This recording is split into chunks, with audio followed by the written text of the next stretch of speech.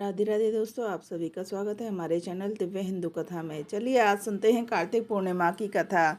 हिंदू धर्म में वर्ष भर अनेक व्रत और त्यौहार मनाए जाते हैं, परंतु कार्तिक पूर्णिमा का स्थान उनमें विशेष सर्वोच्च माना गया है। यह दिन कार्तिक मास की पूर्णिमा तिथि को आता है।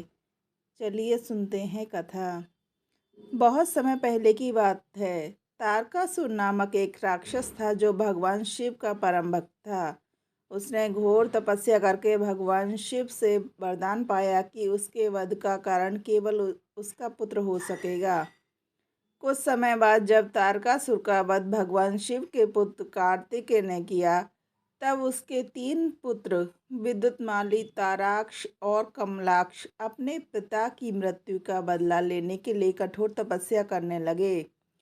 तीनों ने भगवान ब्रह्मा को प्रसन्न करके उनसे यह वरदान मांगा कि उन्हें 3 अद्वितीय नगर सोने के, चांदी और लोहे के मिलें, जो आकाश में उड़ते रहें और केवल एक ही क्षण में जब तीनों एक सीध में आए तभी उनका विनाश हो। वह ब्रह्मा जी ने यह वरदान दे दिया।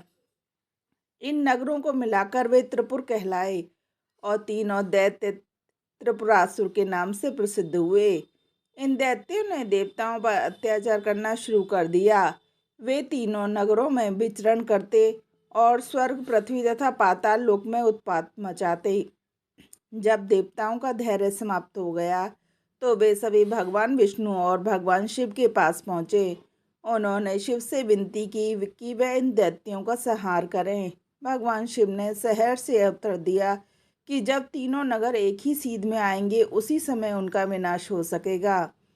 समय बीतने के बाद वह शुभ घड़ी आ ही गई। भगवान शिव ने एक विशाल रथ पर सवार होकर प्रस्थान किया।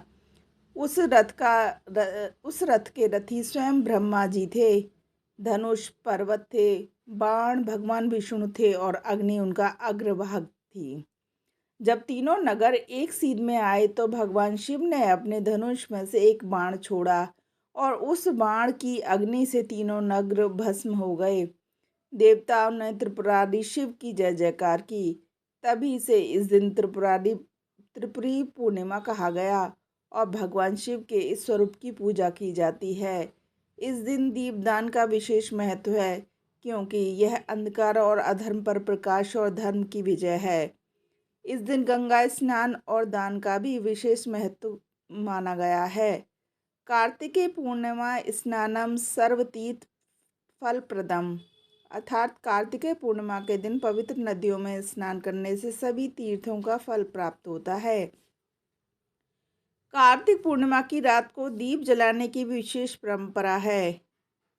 एक कथा के अनुसार कार्तिक पूर्णिमा के दिन भगवान विष्णु के वामन अवतार से जुड़ा हुआ है।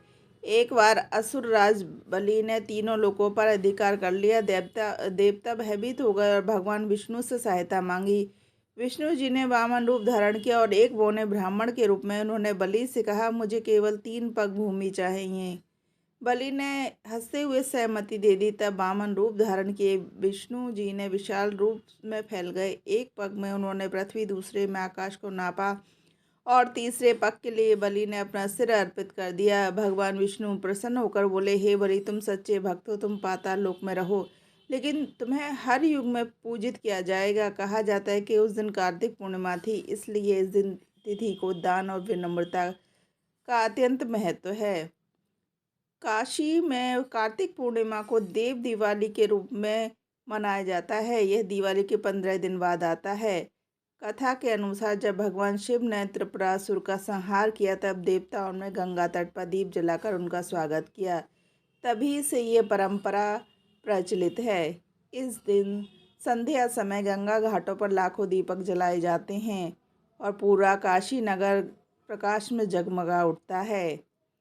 गंगा आरती, भजन कीर्तन और दीपदान का यह उत्सव देवताओं की दिवाली के रूप में भी प्रसिद्ध है।